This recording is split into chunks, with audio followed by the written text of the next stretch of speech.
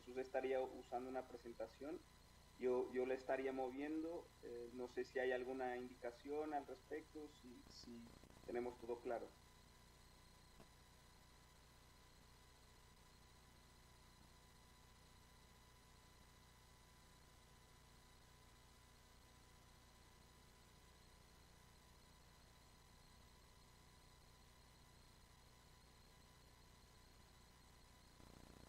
Sí, discúlpeme un segundito. Si puede, por favor, compartir la presentación para que probemos antes de iniciar la audiencia, si es tan amable.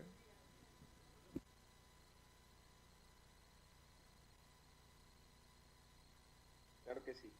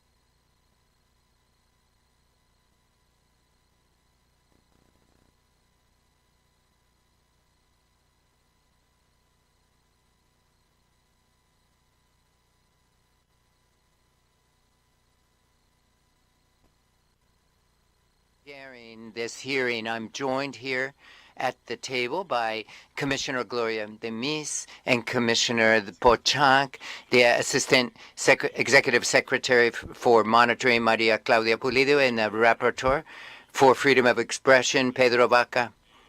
And this hearing is on protection of human rights defenders and journalists in Mexico.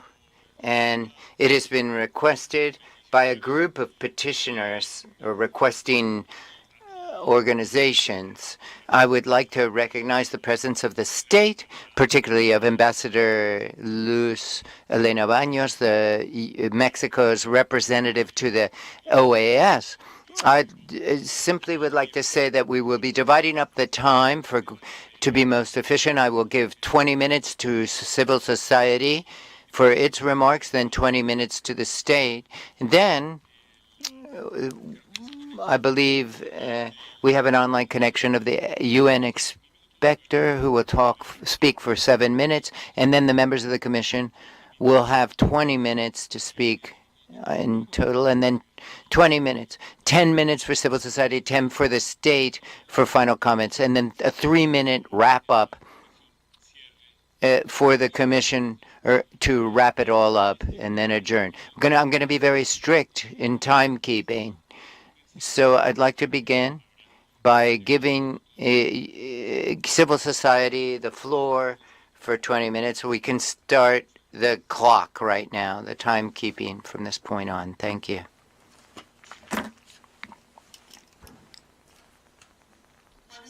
Good morning. Good morning. Can you hear me? Okay.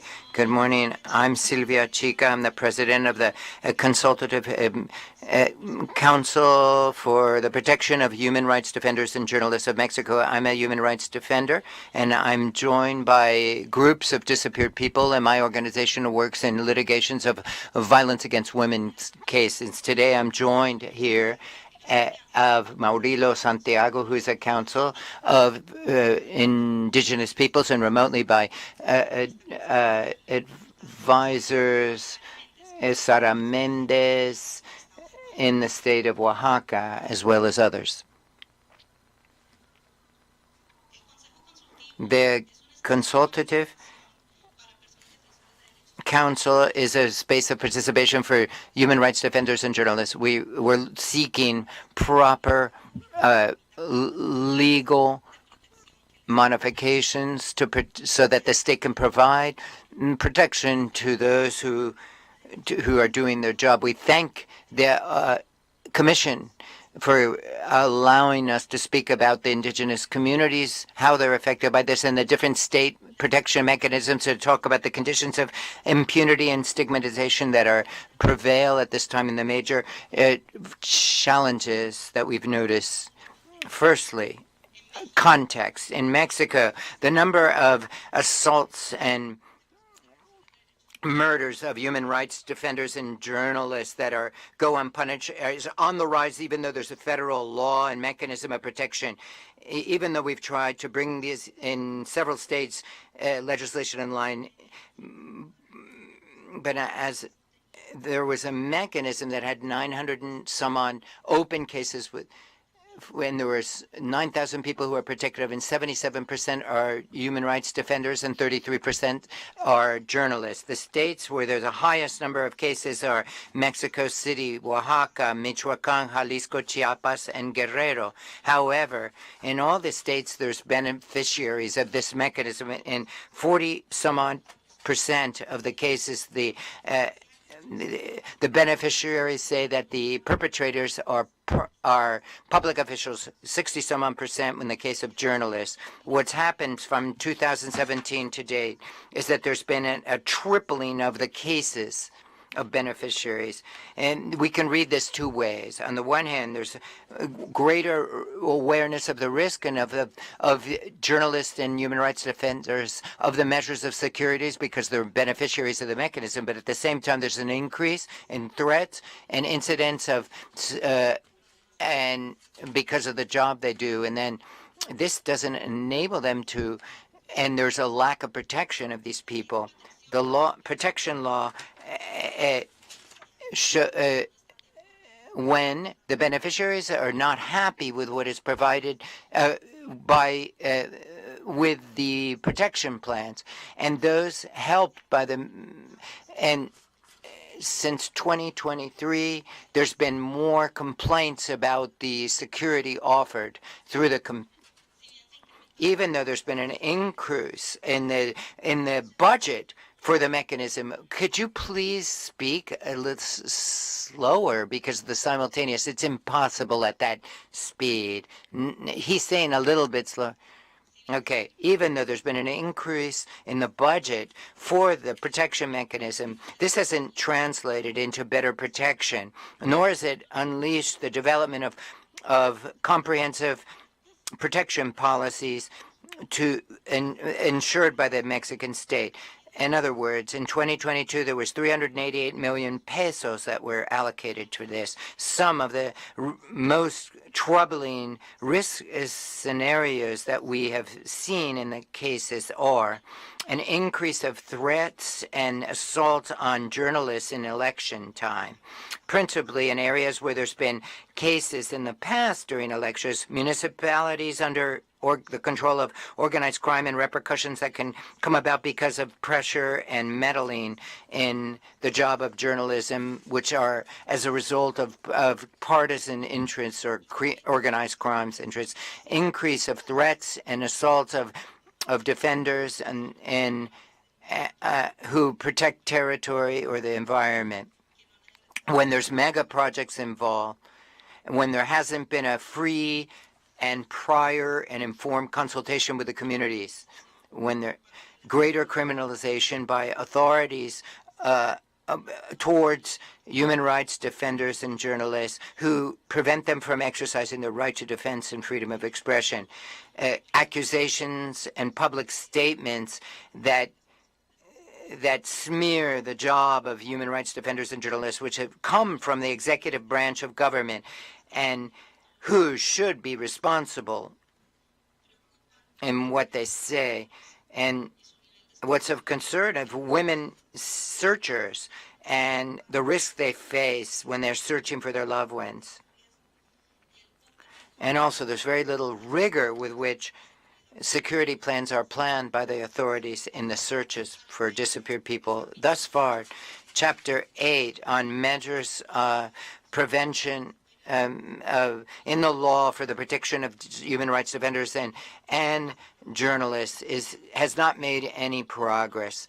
There was no follow-up on this, and this lacuna leads to just reactive efforts in trying to address structural problems. In the Consultative Council, we recognize the mechanism of protection as a specialized technical institution focused on the management and protection of risk of the beneficiaries. Also, it represents the participation of the beneficiaries and representation thereof in the decision-making with regard to their protection plans and the processes, proceedings, and strategies of development of the mechanism. We want to position the mechanism as an achievement of the defenders and journalists themselves to achieve guarantees of protection to enable them to do their job as in favor of democracy, progressivity of human rights, and social capital of organizations and groups. I give Maurilio Santiago the floor at this time. Good morning to each and every one of you. My name is Maurilio Santiago Reyes. I am an indigenous human rights defender from the state of Oaxaca, and I'm an advisor to the National Mechanism for Human Rights Defenders and Journalists, the national mechanism. Mexico is a multicultural country where there's 68 indigenous people, each one speaking its original language, its own original language, which all together bring together 364 dialects according to INEGI. As I just mentioned, the indigenous people in Mexico, we are a majority in communities that make up the indigenous peoples of Mexico. There is diversity of claims, such as for the defense of their territory, their natural resources, their forests, water, mineral resources. And in these claims, the members of the communities organize to assert their right politically and legally, and they must face powerful economic and political interest groups linked to mining companies and other transnational firms who have also become involved in organized crime. In these claims, the members of the indigenous communities throughout the country suffer arbitrary detention, forced internal displacement, homicides, extrajudicial executions, forced disappearance. And in this context, human rights defenders from the community emerge. Those who are in their communities and those who are not visible, they disappear, they're murdered and made criminals without there being any exact number about how many there are. But even though many are not recognized as human rights defenders, and in only a few cases their profiles raised, such as the forced disappearance of Ricardo Lagunes in Colima and Irma Galinda from Oaxaca, who disappeared in Mexico City. Both of these people became beneficiaries of the mechanism and with urgent actions of the Forced Disappearance Committee of the UN. Currently, the Mexican state is lacking protection measures and strategies for communities and groups, class actions, taking into account their culture and worldview of the members of these indigenous communities and groups that are at high risk because they defend their rights. We recognize that the national mechanism of protection for journalists and human rights defenders is in a process of putting together a protocol for collective risk and needs to be consolidated, solidified even 11 years after the mechanism was created. We must point out that the protection measures that are granted by the national mechanism are the only ones that have any budget for this purpose. The other ones are just paper. Therefore, it's important that the national mechanism is coordinated suitably with the areas of SEGOB, the Secretariat of the Interior, the Secretariat of Foreign Relations, so that there's proper implementation of the precautionary measures that have been issued by the ICHR and precautionary measures and urgent measures that have been granted by the UN. Thank you. Next, I give the floor to Advisor Counselor Lucia Lagunes. Good morning. My name is Lucia Lagunes. Can you hear me? Yes, I would like to ask everyone who's connecting online to get very close to the microphone since we didn't have time to do any sound tests. It's very important to be able to hear you. Thank you very much. Can you hear me? Can you hear me? Thank you very much. My name is Lucia Lagunes. I'm a member of the Consultative Council. I'm grateful to the Council for this opportunity. As Silvia Chica said, our president, I will move on. From 2012 to date, Mexico, we've identified at least 17 federal states with state laws for the protection of human rights defenders and journalists on the books. In other words, more than half of the 32 federal entities have a framework of legal protection which doesn't translate into the best protection for the population that they're focused on, or any prevention measures to have a chilling effect on the assaults on journalists and human rights defenders or diligent judicial investigation. The weakness lies in implementation. According to investigations, 24 states claim to have their own government body for the protection of journalists and human rights defenders. Only 8 had specific budget for this person. Most don't have sufficient staffing or the capacity to deal with freedom of expression and the defense of. In other cases, there's no head of these bodies, and there are volunteers who work in these offices without any autonomous representation of civil society. And so we can see that Oaxaca, San Luis Potosí, and Michoacán are in this case. And these local bodies that have been created throughout Mexico are far from becoming a basis from a support for a state policy that's aimed at a comprehensive protection policy. It's fragile, and it's a federal mechanism that cannot cope, and it goes way beyond the structural conditions of violence that the country faces. And the state has not been able to do anything about this. We're very concerned that the prior administration of the mechanism has been hampered from bringing in human rights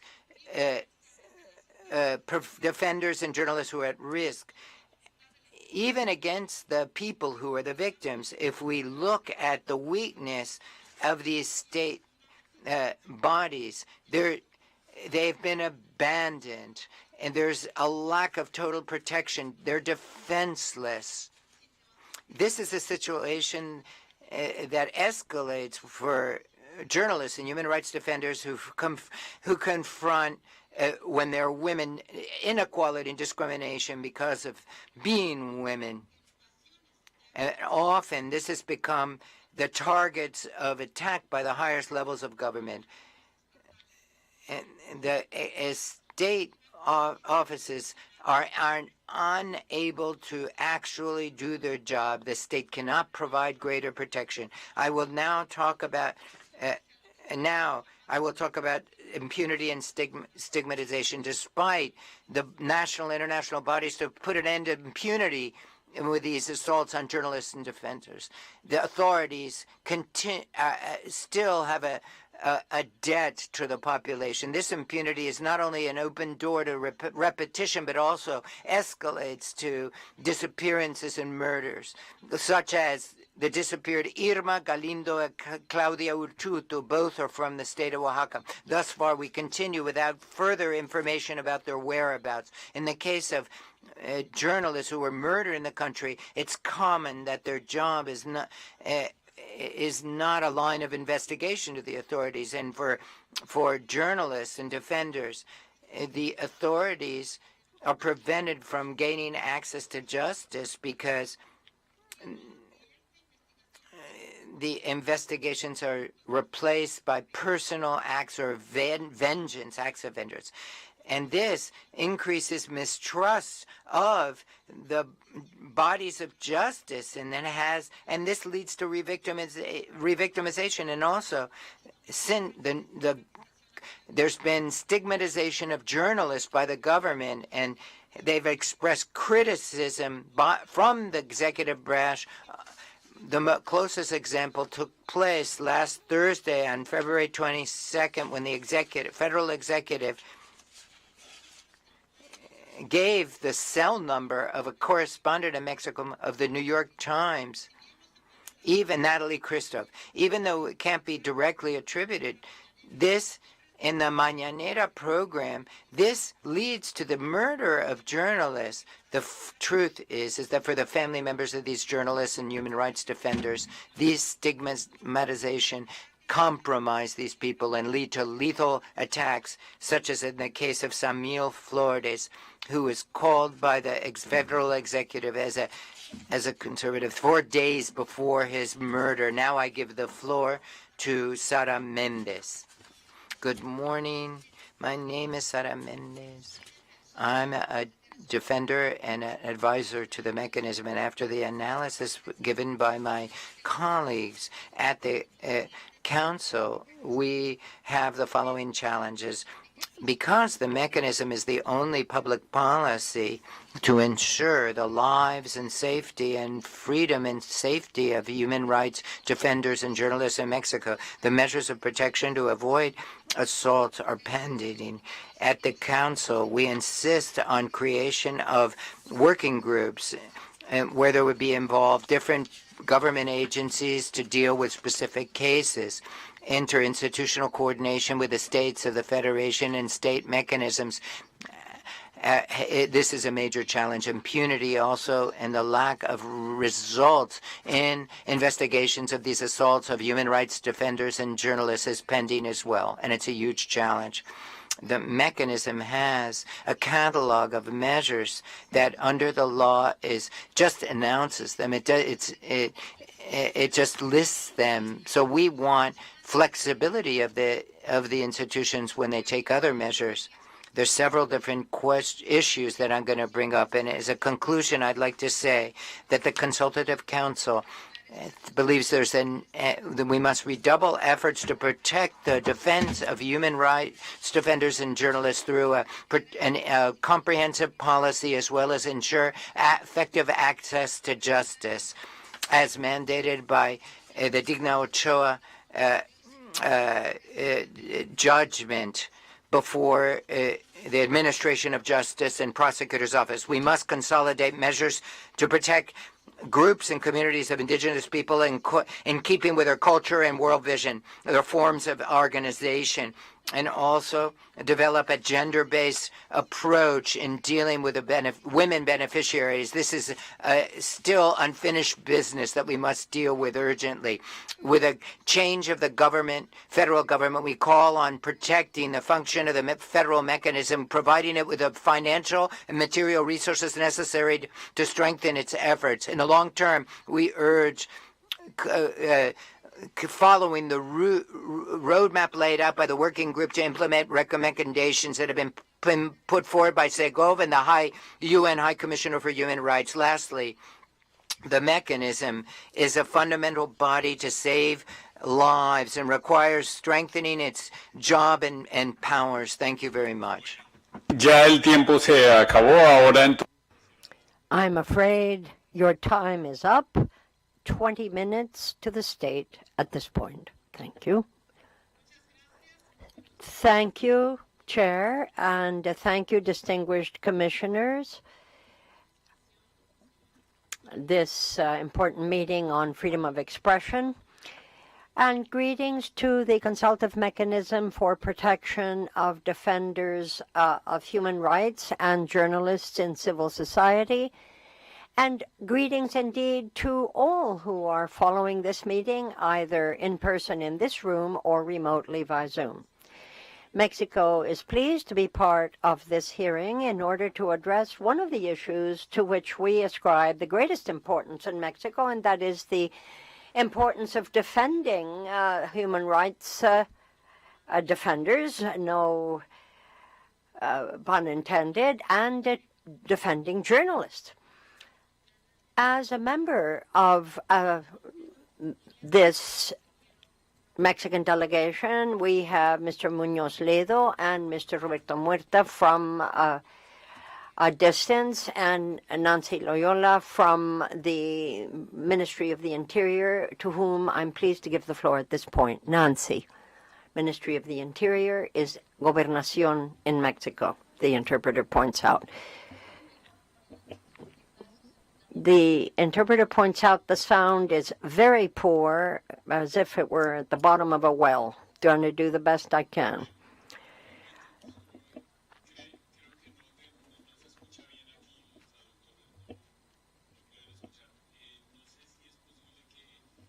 She needs to get close to the mic. Yes, please. Closer to the mic, if you will. That might help. Thank you so much, if you'd be so kind. Didn't make a bit of difference. Do the best I can. This is a requirement for the respect of peoples and peace in society. The presidency of Mr. López Manuel Manuel López Obrador does tell us that he is committed to. The interpreter regrets there's drilling above. Can't hear. Sorry. La libertad y la seguridad de todas las personas que se encuentran en situación de riesgo derivada de la promoción y defensa de los derechos humanos, así como del ejercicio de la libertad de expresión y el periodismo.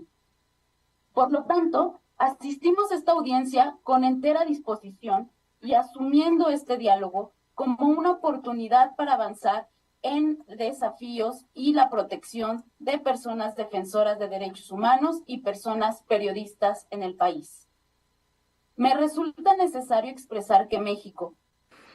I want to express that Mexico, being a country committed to freedom, has said that it would ensure the promotion and protection of fundamental rights. And that is why we believe so firmly that that promise should be made tangible. It should make a difference, particularly in the lives of those who work in the understanding that their religion, their socio-economic situation, or sexual freedoms must be defended. Freedom of expression is key to our political system and to our society. Everyone should be able to carry out his or her work without any kind of punishment. The interpreter regrets there is building going on, drilling and hammering above me. I'm sorry. Quiero un mensaje claro de cordialidad, disposición por cooperar y de compromiso con la construcción de un entorno seguro.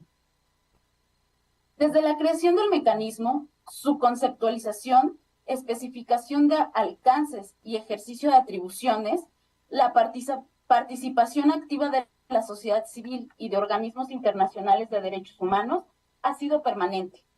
Ello sumado a la coordinación y cooperación entre la Federación, entidades federativas y órganos autónomos como fiscalías y comisiones de derechos humanos.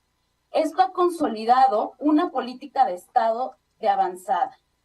Incorpora en su Junta de Gobierno instancia máxima. The highest level of decision-making is the Ministry of the Interior, the Ministry of Foreign Affairs, and the Ministry for Protection and Safety of the Citizens. There's a National Commission on Human Rights and 4 persons who are members of the Directing Council. That is to say, there is broad representation not only from the different levels of government, but also of the various entities that are in any way linked to the promotion and protection of human rights. This governmental meeting meets monthly to assess the risk factors and the measures taken to protect those who work in this sphere.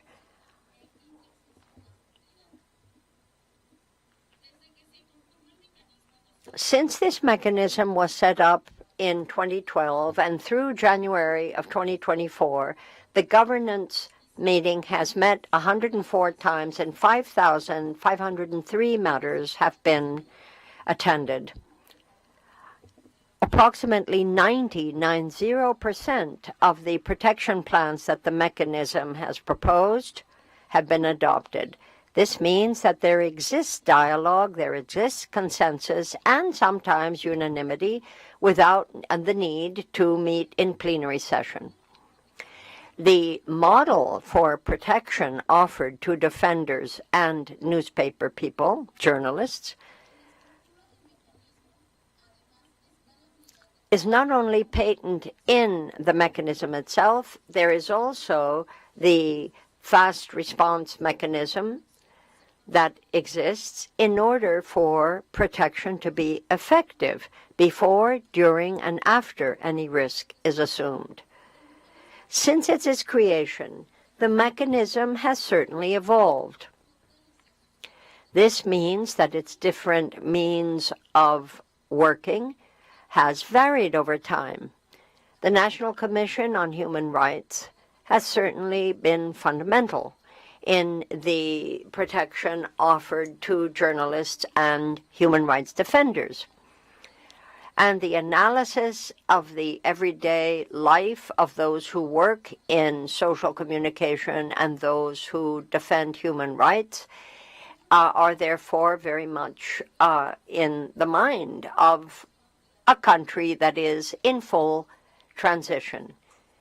The activists, the militants, and the newspaper circles are all aware that these important tasks to which they are devoted has to be also considered by the practical backstopping and intellectual support offered in regards to human rights.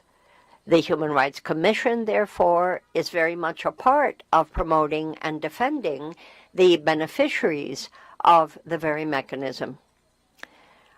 With the various associations in civil society, the Commission acts in such areas as preventive mechanisms, taking on collective cases, considering the gender perspective, and meetings to do with the governance and digital measures, among others.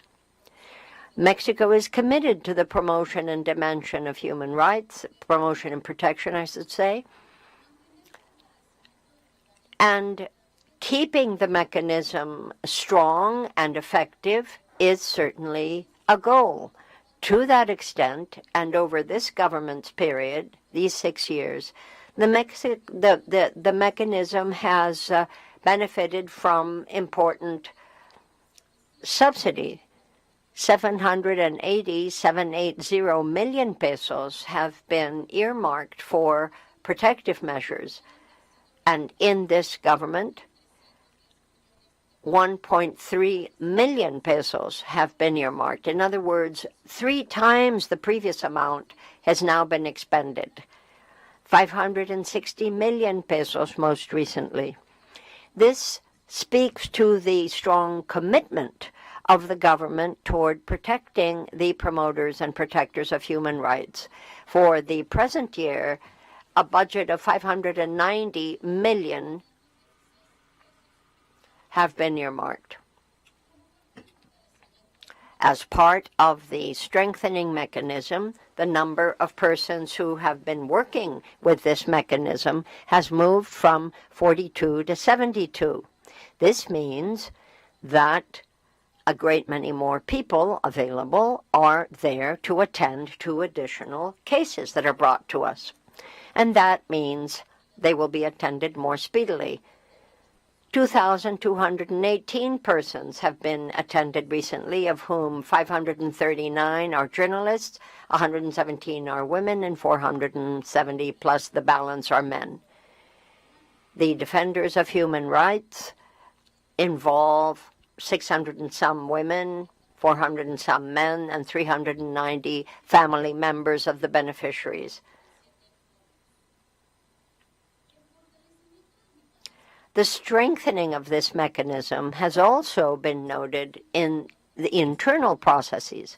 Specifically, there are efforts being made to ensure that gender perspective is more frequently taken into account, and also that there is an integral, a comprehensive differentiation in the way in which these matters are broached. Protection has involved bringing the corporation closer to townships and different associations in order to speed up the time of reply.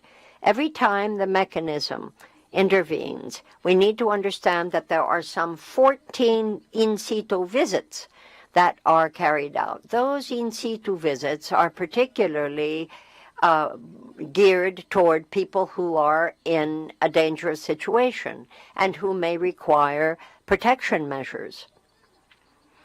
Another aspect of the policies that I'd like to speak to, and that speaks to prevention, is a program highlighting protection for journalists. The aim is to ensure that Social Security is made available to independent journalists who don't have a permanent work status with a particular entity. An agreement was signed on July 12th of 2022 between the Mexican Institute of Social Security and the Ministry of the Interior. There will be 12 months coverage starting from the date of entry on duty of the journalists in question. As of January 12th of this year, 2,600 independent journalists are now covered by Social Security who had not benefited from such coverage before. This stands for 37 million pesos, which are paid for by the Ministry of the Interior. This mechanism offers training. Such issues as human rights, labor conditions, attention to victims, equality of gender, among many others, are considered key.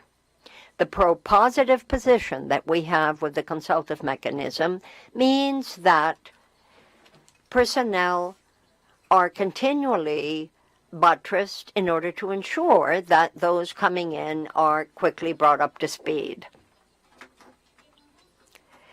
In August of 2023, Santiago Reyes, attorney working with us, particularly focused on indigenous communities, and the point was made that basic concepts regarding indigenous communities, specialists in the environment, and specialists to do with the international context and evaluation of various different contexts involving indigenous peoples, and the importance of specialized attention as and where necessary, were all key points. Preventive action has been underscored as well. 28 entities have been trained. 21,000 public civil servants have indeed benefited from that training. Let me simply add that we have had 3 nationwide events, December of 2022 and March and August of 2023, with different state entities, with a view to ensuring that there might be a better interinstitutional communication between specialists in human rights and newspaper people, representing various different entities of the government, of Social Security, and the public sphere in general, particularly those involved with protection in the 32 states of the Union. This rests on cooperation between the center of government, central government, therefore, and the different state governments. There is a sense of co-responsibility upon which this activity rests. One of the commitments of the Secretariat of the Ministry of the Interior is to focus on the promotion and protection of human rights. This is part of the mechanism. And to that end, a certification process was agreed, focusing on freedom from violence. Under the gender perspective, a mediation group was set up at the 21st of February last, and actually of this year, the interpreter corrects herself. And to further underscore the role of human rights defenders and journalists, this board has paid particular attention to the promoters and protectors of indigenous peoples. You can read this in the official journal of this mechanism. In addition to all the foregoing, I would simply note the public campaign on freedom of expression launched by the central government of Mexico in cooperation with the European Union and the United Nations Commission on Human Rights centered in Mexico City. Particular attention was paid to civil servants, again, civil servants, particularly attuned to human rights defenders and journalists. Gender perspective is considered a cross-cutting axis to ensure that the correct beneficiaries are being served and that a differentiated focus is borne in mind. Different types of violence affect people differently. The idea is to try always to spot the most vulnerable potential victim. I want to speak to the committee as it is set up, including the three entities of this mechanism that aims to strengthen the internal processes regarding gender. The idea also is to be clear as to the processes that need to kick in. Part of the strengthening efforts of this mechanism with regard to effective protection for human rights defenders and journalists, we call regular meetings among all those involved. Again, the idea is to focus on specific needs as and when necessary. On the 21st of February of the present year, a meeting was held and various other meetings have been called meanwhile, in presence and that is in person and also virtually.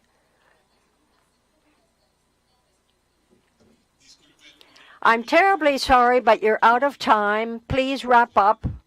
You have 1 minute to wrap up. With the greatest respect, you're out of time. Thank you.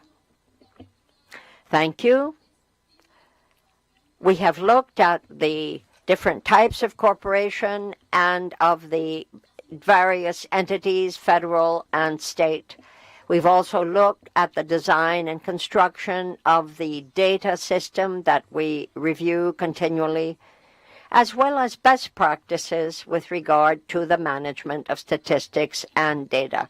Let me now tell you what achievements have been made over this government's tenure. Civil society and so forth.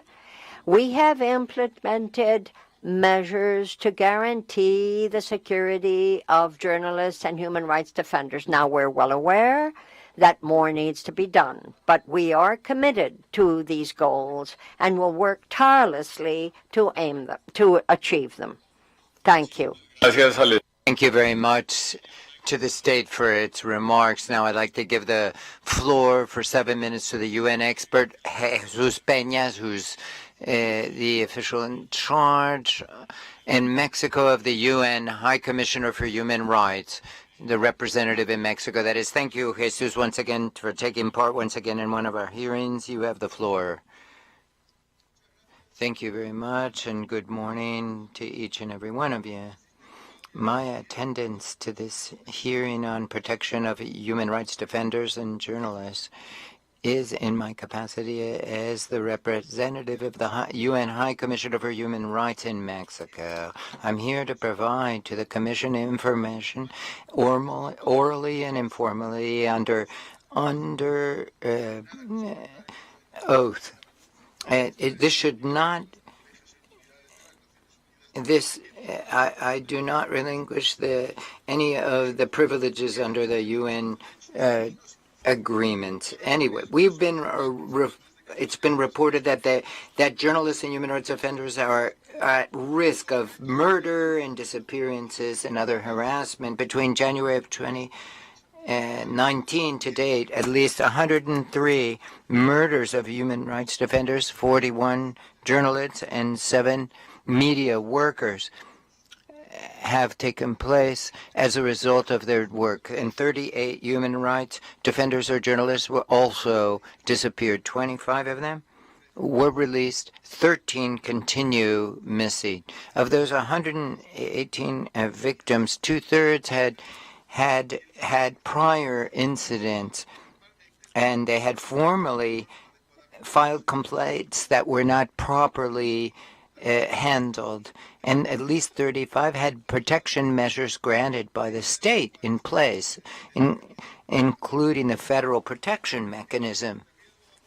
This risky situation has led to quite a bit of concern of international bodies lastly during the Universal Review in January of this year with 25 recommendations on this topic. In this context, the Mexican state has been developing progressively a legal and institutional framework to deal with this issue. One of the most major things that have been done is they created in 2010 the Special Prosecutor's Office for crimes committed against freedom of expression. In 2012, the mechanism of protection and later state units of protection were put into place and other analogous bodies in place, and then specialized police units. We have to recall that this mechanism of protection was created under a law that's quite advanced, which must be preserved to the extent that, one, it provides for participatory governance, which is an international example of citizen participation and public policy, and it's inclined towards the pro persona principle. And it's fundamental so that a high number of human rights defenders and journalists are protected. Also, the mechanism recognizes the concepts of human rights defenders and journalists as established in international law on the subject matter. And three, and very important in a federal form of government, it says there has to be access to protection at all levels. Add to this ratification of the recent agreement in 2019 at the request of the Secretariat of the Interior. There was a diagnostic assessment of the mechanism was made with 104 recommendations, which was received by the highest level authorities on the subject matter, and it identifies several different needs for strengthening.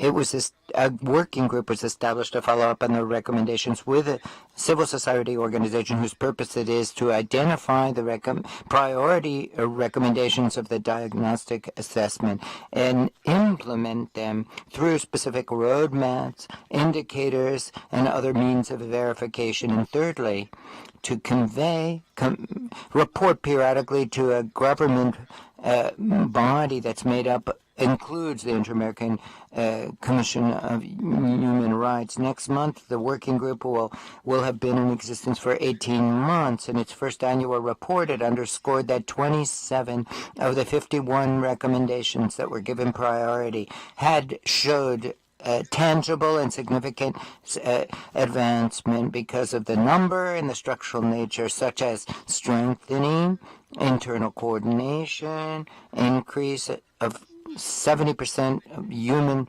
resources through hiring practices, increase of material and economic resources to be able to cope with a number of beneficiaries, for greater coordination with the federal bodies, and making greater transparency.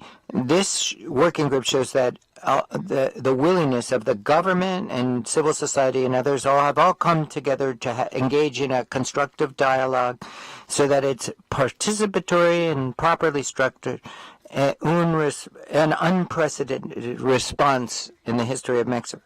I want to show that the administration and civil society to provide technical assistance. It's willing and able and to engage with civil society on the part of the government in a accountability exercise.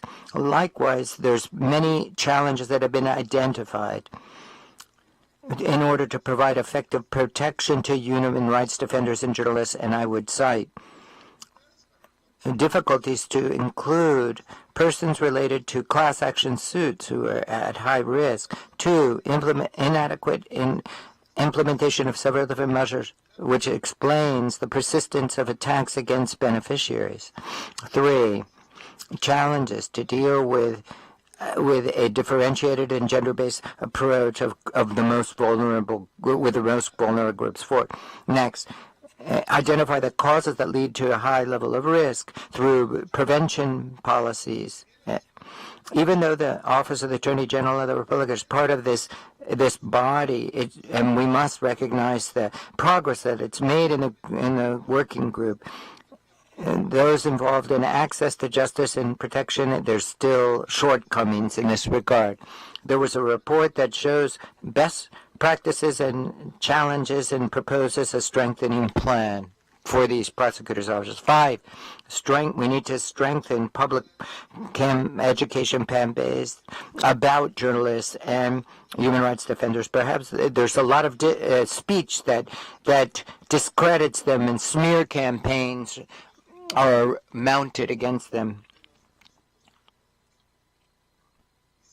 And 6, it's crucial to promote the participation of all the different bodies that are members of the council. This protection mechanism is not translated into greater security, but it could end up being a patchwork of everybody saying the other is responsible when there's not coordinated policies and procedures in place.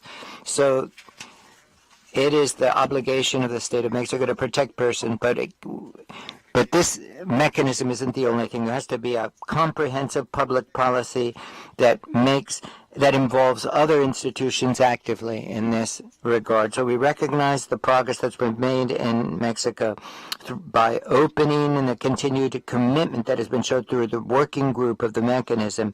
These efforts have to be complemented with a comprehensive state policy that ensures the human rights and the right to freedom of expression. You can count on the support of the High Commissioner's Office for what is left to be done. Thank you very much for your wonderful remarks. And now I give the floor to the Inter-American Commission of Human Rights for 10 minutes.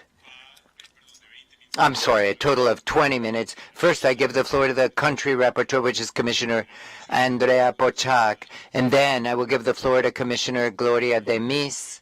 And then I will give the floor to the Pedro Vaca, special rapporteur. And if there's enough time, I will speak otherwise I won't. Thank you very much, Chair.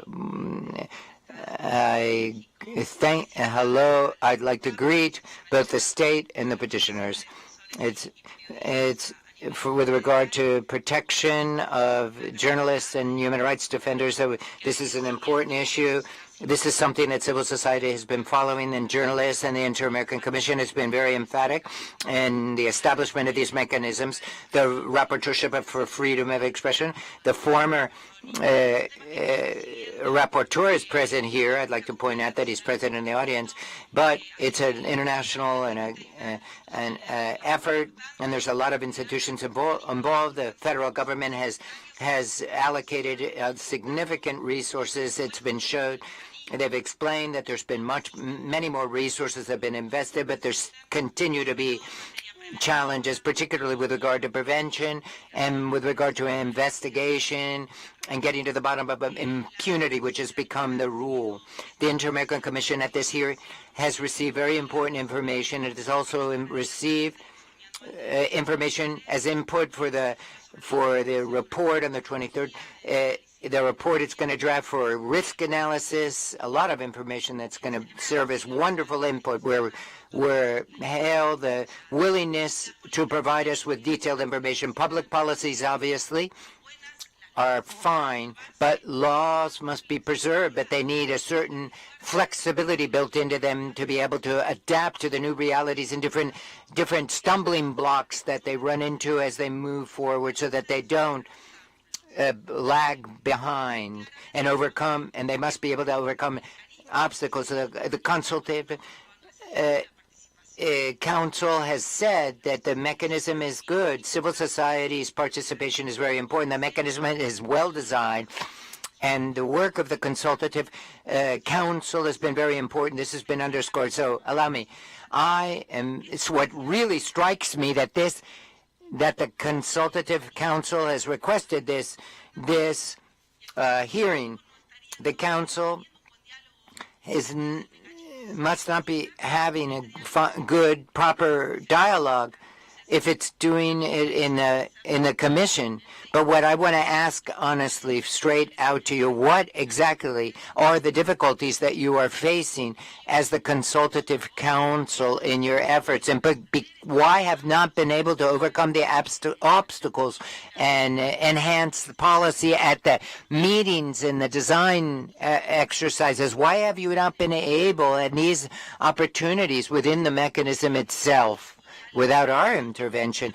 For the state, I have a lot of questions as well, of course. There's a lot of moments to be able to do this. We're going to continue to engage in dialogue. I'm interested in the creation of this new gender group, the women's team, equipa in Spanish. What are the criteria that governs this group? Did this state a group already start to look at women searchers of disappeared persons, women journalists? Has it started to look into cases of this? And what we hear time and time again, impunity. 90-some% according to the information that the commission has read. 90% or more of these cases remain in impunity. What I'd like to understand why the intervention of the Special Prosecutor's Office of Crimes Against Freedom of Expression cannot cope with this impunity. Why isn't it properly funded? Why doesn't it have enough budget? Does the law have to be changed so that they can deal with more cases? Are they coordinated well with the local prosecutor's office that are not specialized? I'd like to know better, what is the strategy of the Office of the Attorney General of the Republic to deal with cases that have to do with human rights defenders? And I'd like to know, and you can submit it in writing, whether the Office of the Attorney General is working to implement the recommendations on the subject matter, both from the Inter-American Commission as well from the UN High Commissioner for Human Rights, who has made very precise recommendations to be able to improve the efforts of the prosecutor's office. Thank you very much. Thank you very great. Thank you, Commissioner. I offer the Please. Thank you, and also I greet those present, this organization, civil society organization, as well as the state and the UN representative. Thank you for your interventions. I've heard laws, policies, measures, practices, dialogue, and what I constantly hear is that it's not effective, it is ineffective, and I simply want to know, straightforward, what measures are being taken to ensure the accountability with respect to state institutions as it regards stigmatization of human rights defenders and journalists, and on the other hand, the accountability within security forces when it speaks to allegations with respect to the attacks against journalists and human rights defenders. I think that question should go to the state. That is what I want to know. Thank you. Many thanks, Commissioner Denise. Y ahora quisiera darle Thank you very much, Commissioner Denise. And now I give the floor to the Special Rapporteur for Freedom of Expression, Pedro Vaca. Thank you very much, Commissioner Bernal. Greetings, Commissioner Pochak, and my colleagues from the Executive Secretariat, as well as to the Consultative Council, and particularly the state, and the representatives, both in person as well as the remote representatives. If you allow me, Chair, I would like to take advantage of this opportunity to recognize the invaluable information that has been provided to us and share a few thoughts in the context of a conversation that's not at all novel. It has been ongoing for quite a long time. In November last year, all the people who have been in the rapporteurs for freedom of expression, we met together when we talk about the fight against impunity. We all concurred that this is a joint effort with regard to what has to be done. It's not one of the only pressing issues we have to deal with. But it's also an issue in which very little progress has been made. This violence against the press, it's almost pretty much become normalized, and Mexico plays a leading role in this regard. And firstly, I'd like to thank you for this opportunity for conversation and that it has come about. And at the same time, and based on the experiences that I've had and what we've noticed with the ambassador and the different representatives who are contacted, and but at certain level, I have to say that it's been frustrating into the extent that sometimes there's progress on the one hand, but it's important for progress to do away with problems and not make things worse. So and that we cannot dress up a pig. We can't let things fall through the cracks. I have to say that Mexico is a state where there's risks, great risks of lethal risk against journalists, and there's a sophisticated architecture that's complex. Not only is it a federal system, but there's also each one of the states has its own structure, and there's it is on record the number of resources that have been allocated for this, but as we can see, there's still a deficit. There's still shortcomings in the amount. We've seen some states where there's risk, but there's not the same institutional architecture in place, or there's a risk, but there's not resources available. What I have to say is that Mexico has several different factors that should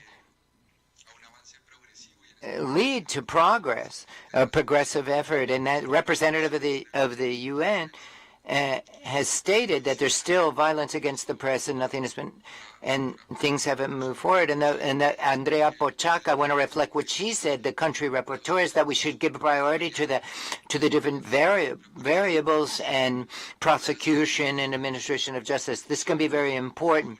This isn't new, not for civil society or the state. These are concerns of both. And I'd like to take advantage of this opportunity to convey to the state some questions I hope you could answer during this hearing because they're very specific, even though you can submit them in writing or through other means. What I'd like to know whether the state, the government more specifically, views the efforts of the defense, human rights defense that is, and the job of journalism to be activities that are protected in a democratic society and therefore require special measures of protection when people engage in this profession. And if your answer is that it is, I want to ask the state, what is the highest authority available to send an emphatic message to all of Mexican society and the international community about this conviction, this belief, because there's different bodies, the Commission, the UN, the Special Rapporteurship. We're all consistent in that there's violence against the press. What is the front line of prevention? And this means public discourse. This would be what the government said. There's enough records to stir, enough evidence for authorities, government authorities, to realize, to raise the alarm, because when this situation is fragile, it's relative, and then things become permissive, and this environment of permissiveness leads to things getting worse, and this creates obstacles for protection and imperils the lives of the journalists and human rights defenders. The second question has more to do with investigation and punishment.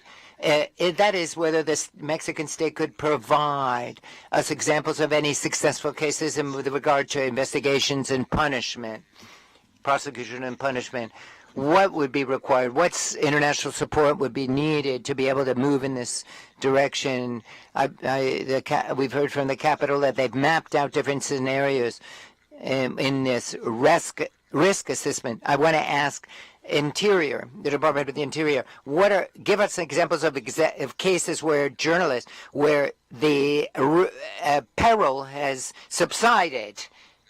And so I apologize, Chair.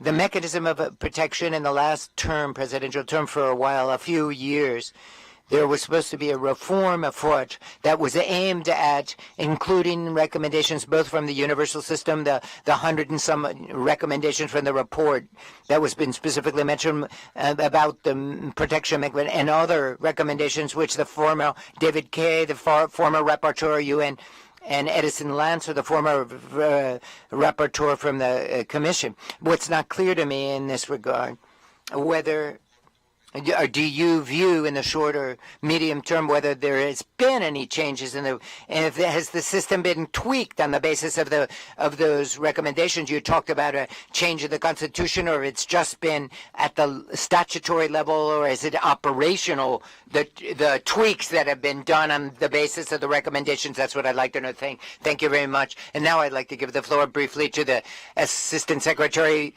Executive Secretary for Monitoring, Claudia Pulido. Thank you very much, Chair. Or Commissioner, I'd like to just greet civil society and this illustrious state. The Inter-American Commission engaged in high-level dialogue in Mexico on the 29th of last September 29th about different topics. One of the topics we dealt with is human rights defenders and journalists, and I want to underscore the openness of the Mexican state to provide specific information on this topic. And this goes hand in hand with what was said this morning. And there's more than 2 billion pesos over 5 years for covering 2,000 some odd people who are beneficiaries of protection under the mechanism, and it accounted for the challenges. It recognized the challenges as well. It is aware of all the challenges in increasing the budget for federal the states, because that's national, and now there has to be coordination with the state governments, and the follow-up working groups of the High Commissioner has mentioned this as well. This has very much to do with the impunity, the evidence of impunity, and the country rapporteur mentioned it. So there has to be a deeper grasp. There has to be a diagnostic assessment and everything. There continue to be journalists and human rights defenders whose lives are in danger. And what specific progress has been made as a result of the proposals, or what progress has been made by the proposals of the Consultative Council. That's all I wanted to say. Thank you, Chair. Thank you very much. I just wanted to put one topic on the table, and then I'll give the floor to both parties after I finish. So I want to say the following. The state claims that there's an excellent protection mechanism in place, but that stands in stark contrast with the figures and the information that has been provided. The statistics that have been provided. In this regard, I'd like to ask for the petitioners that in your comments, please assess the response of the state and tell us what your take is on their answer or their statement. And also with regard to what Rapporteur Baca said, following up on the chilling effect that results from this, the deterrent effect on journalists. What has that been in Mexico? I don't know if this has been covered by this protection mechanism or by any of the laws. I don't think any of the Mexican laws provide for this or address this, when I'm unaware of this. And so, therefore, I would like to ask the petitioners to address this. And then to the state, the Mexican state, what I would ask is, one, to discuss this chilling effect as well. And secondly, what I'd like to know is the answer, the response, that is. It's very abstract, very formal. Very informal. But what I would like to know, and part of the time you have to respond to what the petitioners had said. Give us all the details. Instead of reading, I would like to ask the state to just answer directly what the petitioners had asked. So now, 10 minutes to the petitioners and 10 minutes to the state. Thank you. I am remotely accompanied by my colleagues, and I will answer the first question, then that will be Victor, then Ana Lucia, and you will see it as we proceed. The point is that the resources allocated to this mechanism have tripled, as the state said. That is quite true. But guess what? So too has the number of people asking to have that mechanism applied skyrocketed. And so this poses an evident problem given that resources are finite. One of the particular points that we wanted to bring to your attention from a consultative standpoint is the fact that there has been no progress with regard to prevention. We don't have risk maps. We don't have clear political commitments or backstopping of defenders working in situ, particularly when, let's be very blunt, people are being killed right and left. This is not hortatory and it's not theoretical. How can we ask for political measures to actually be respected when we talk about this mechanism? We need to look at what the reality on the ground is, and we need to work in the confidence that there is a political structure that sustains us in the case of aggression, which I might add, as you have gathered, is a pretty constant threat. The various governmental meetings with us keep repeating that under the policy for freedom of expression, which the president of the city, of the government itself respects, we look for protection of our personal data. We are told constantly that we need to care for the messages that the authorities send us so that the executive governments of the states can follow the take by the president. Let me give the floor to my colleague for further information. Thank you. Hello, and thank you. We hear you. Go ahead.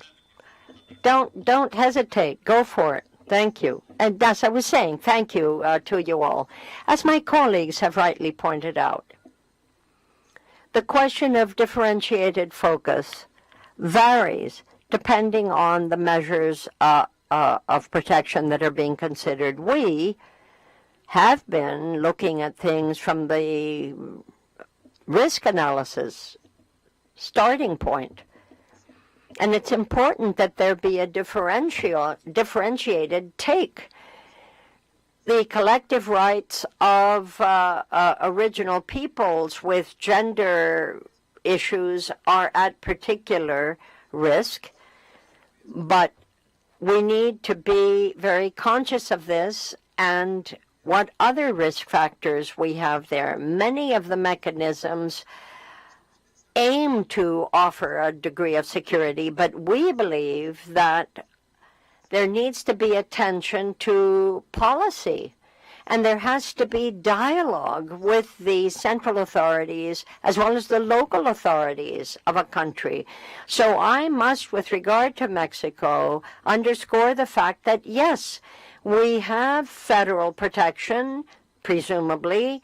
There is a campaign with regard to the security of journalists. But guess what? Day after day, the President of the Republic puts people who are human rights defenders at risk because he criticizes us publicly.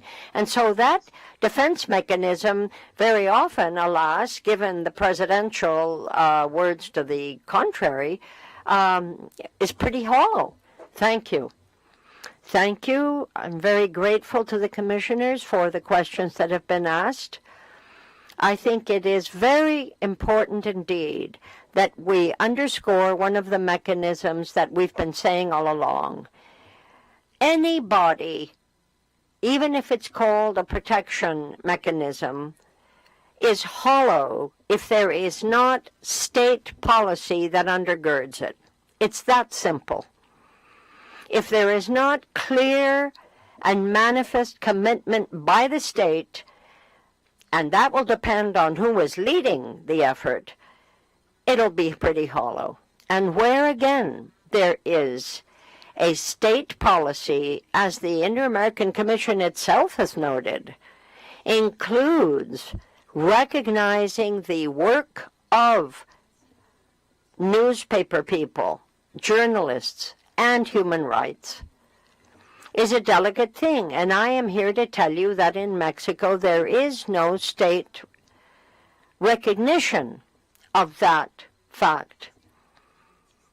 We could approach the presidency to insist that the stigmatization that comes constantly from the presidency against journalists and human rights defenders has got to stop.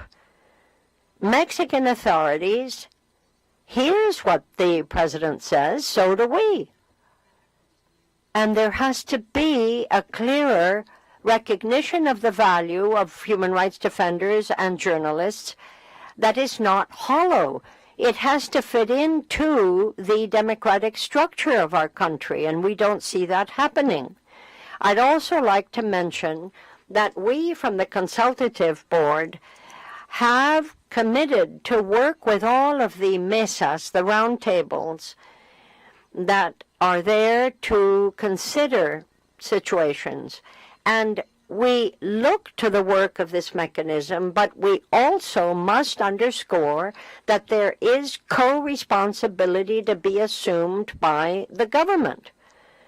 And so long as there is no genuine state policy that will, in effect, strengthen the work of journalists and human rights defenders, what we will continue to see is that people will not benefit from the mechanism because the risk against them will be very real, no matter what the pronouncements are.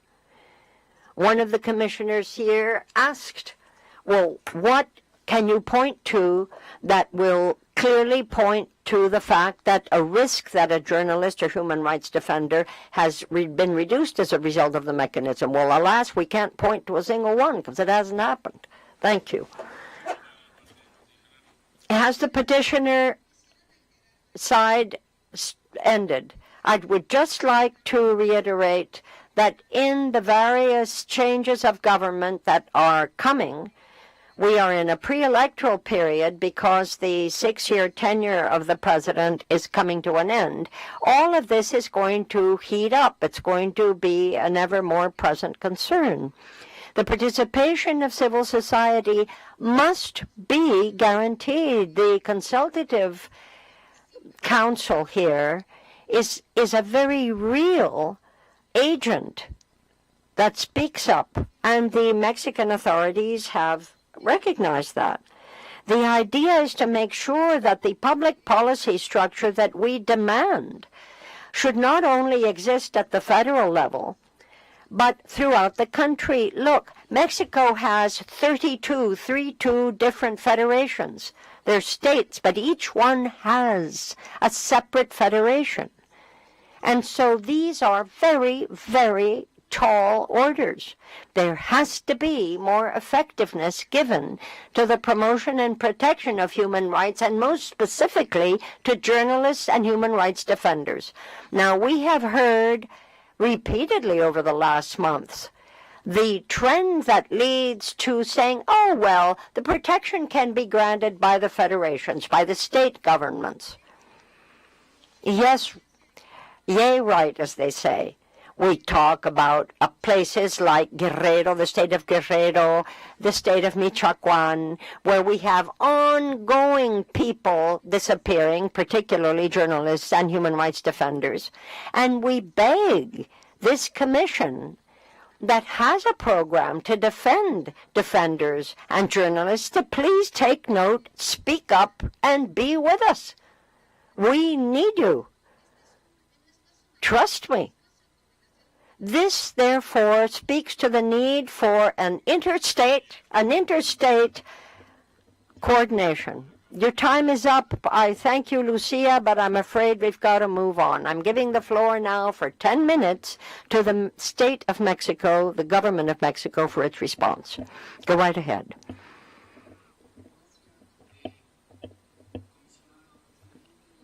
Thank you very much, Chair. We, speaking for the state, the government of Mexico, do recognize the absolute right of the Consultative Council to bring these points to the attention of the Human Rights Commission, certainly. And as the last speaker just spoke, I'd like to point out that we even moved the date at which we might meet this month, is specifically to make sure that the president or chair and a member of the council could attend. And we met virtually from 9 a.m. to 10 p.m. And we approved 48 cases through this mechanism, which, as pointed out, does rest on a very broad dialogue and interinstitutional coordination amongst all parties. And so, in fairness, I think that the exercise yesterday resolutely supports the notion that we are working on these issues. There is coordination. You couldn't possibly suggest otherwise. Now, one of the counselors, Murillo, said, well, yes, after all, Mexico is an intercultural city, and there are many different peoples and communities. But believe me, the government of Mexico is well aware of this, and the President of the Republic has very often recognized as much. The indigenous peoples and Afro-descendants in Mexico are always remembered, and the commitment is extended by the presidency and the government of Mexico to them as well as to everybody else. And we always speak of the necessary prior consent of the indigenous peoples and Afro-descendants. This is a constitutional amendment that has come in recently, because these peoples seek to be recognized as entities, as groups of people who merit and indeed demand consultation. And so communication is there, and the access to the media by those peoples is also there. So there is intersectionality. There is also a recognition of the importance of gender, because this was pointed out as something we also need to bear in mind. So please recognize, as indeed we do, that our Foreign Affairs Ministry is part of this executive board. I myself was present yesterday when it met. Let me try to respond to one of the points made by Commissioner Pedro Vaca. The point was that between 2010 and 2015, the average of violence against journalists, which led to criminal convictions, was 15, and between 2016 and 2023, that number was almost doubled. It went up to 36. Between 2018 and 2023, 16.9% of the causes of criminal cases that came forward, or cases that came forward, were criminal. The rest took place in the first 8 years of the special prosecution of crimes against freedom of expression. Let me also say that under the rubric of freedom of expression and human rights, we see this as a very specific rubric in our commitments as a member of the international community and the treaties to which we have subscribed with regard to human rights. We have subscribed to, and again reiterate here, our adherence to all of the principles that are enshrined in the Human Rights Convention under which you're meeting right now. Let us not forget that defenders of human rights and journalists who launched this mechanism serve as a reference point.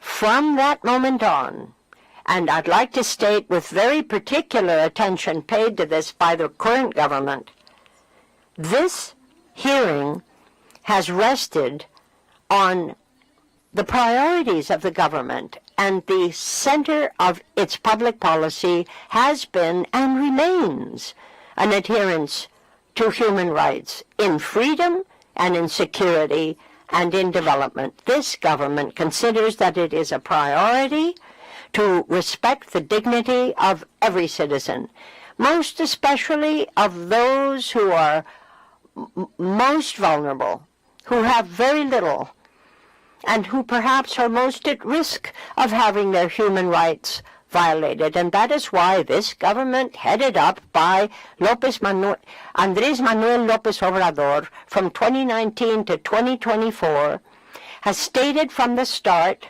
that one of its main principles is to leave no one behind and to come back, and through the social program that was adopted for 2021 to 2024, the human rights framework based on universal coverage, progression, equality, and inclusion should be recognized and upheld. Mexico has a human rights program that goes from 2020 to 2024. This includes a strategy to guarantee the exercise of those human rights and means that geographies, ages, and all other means of distinction don't make a difference. There are established commitments to promote and protect human rights through public policies and mechanisms that ensure the full exercise of their respective rights. Distinguished commissioners, of course there's a way to go. Nobody's denying that. But through the support of our civil society, of the assistance by the UN Human Rights Commission, and this body, the IACHR, we are committed to move forward and to continue to save lives and promote and protect the security of human rights defenders and journalists. We know full well that these two bodies, human rights defenders and journalists, are pillars of our defense of the rule of law and human rights, and that they must be able to exercise their profession without fear of retaliation or violence. And so we seek to ensure that this is not only a hollow promise, but that there is a clear commitment to openness of dialogue and a commitment to build a climate that is secure and that will promote everyone's rights so that no one is left behind, and our commitment to public policies that are effective, are full and unabridged. Naturally, we accept the role of human rights defenders and journalists. We know that the exercise of both of these professions must take place in an environment of security and freedom, and these are the bedrock of the Mexican democracy. These are elements that the government in power protects day to day. I'd like to thank Jesus, says this other speaker, for the Mexican consultants. Thank you for the members here. I've already said to Maria Claudia, you know, you can count on us. We are committed to the ICHR and what it stands for, and have been, certainly with regard to the 7 points that Jesus has been talking about. And I believe that the Commission must have recognized that the Mexican group is bending over backward to ensure that the consultative group and the various participants are fully recognized, and we are very grateful to you all for your kind attention. Thank you. we are out of time. In fact, we are beyond out of time. We've gone beyond the time allocated. And so let me simply say this year, the Inter-American Commission on Human Rights is celebrating its 65th birthday. And so this is to commend the human rights defenders and the journalists in their important work. Thirdly, let me also state that we recognize that Mexico is well aware of its duty and obligation to protect you. This is a diplomatic and political dialogue, and so let me simply exhort the petitioners to take this into account, but also to exhort the country to look again at the importance of better coordinating the states and the federal governments of that country, spotting where there might be any lacunae, any backlogs in the mechanism, this protection mechanism, because there are areas in which more needs to be done. So do feel perfectly free in your reports to point out what you think needs to be further improved. And we, the commissioners, and Maria Claudia Pulido certainly will keep our eye on the ball. Thank you very much. The meeting stands adjourned. Muchas gracias. Muchas gracias. Gracias.